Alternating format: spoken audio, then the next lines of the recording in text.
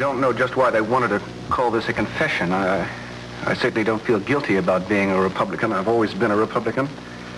My father is, his father was. The whole family is a Republican family.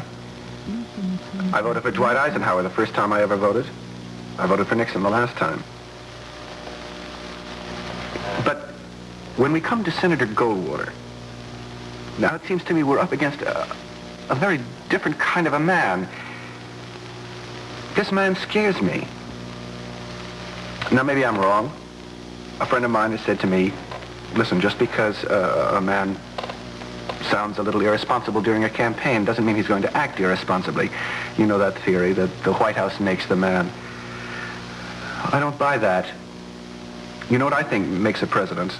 I mean, aside from his judgment, his experience, are the men behind him, his advisors, the cabinet.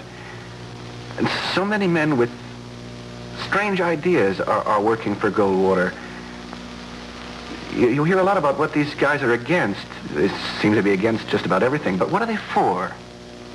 The hardest thing for me about this whole campaign is to sort out one Goldwater statement from another. A reporter will go to Senator Goldwater and he'll say, Senator, on such and such a day you said, and I quote, blah, blah, blah, whatever it is, end quote. And then Goldwater says, well, I wouldn't put it that way.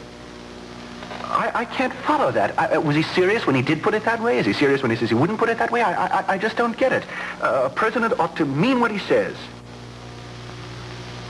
President Johnson, now, Johnson at least is talking about facts. He says, look, we got the tax cut bill, and because of that you get to carry home X number of dollars more every payday. We got the nuclear test ban, and because of that there's X% less radioactivity in the food. But Goldwater, often you can't, I can't figure out just what Goldwater means by the things she says. I read now where he says, a craven fear of death is sweeping across America. What is that supposed to mean? If he means that people don't want to fight a nuclear war, he's right. I don't. When I read some of these things that Goldwater says about total victory, I get a little worried, you know? I wish I was as sure that Goldwater is against war as I am that he's against some of these other things. I wish I could believe that he has the imagination to be able to just shut his eyes and picture what this country would look like after a nuclear war.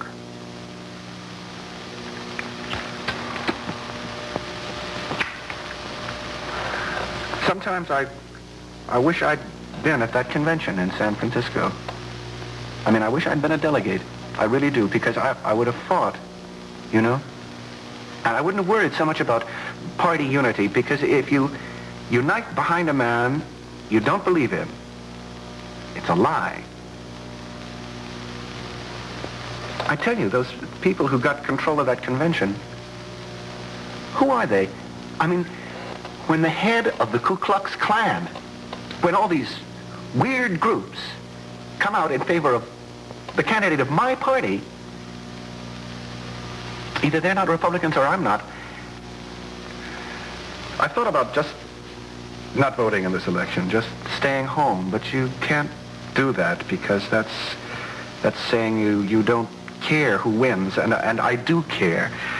I think my party made a bad mistake in San Francisco, and I'm going to have to vote against that mistake on the 3rd of November. Vote for President Johnson on November 3rd.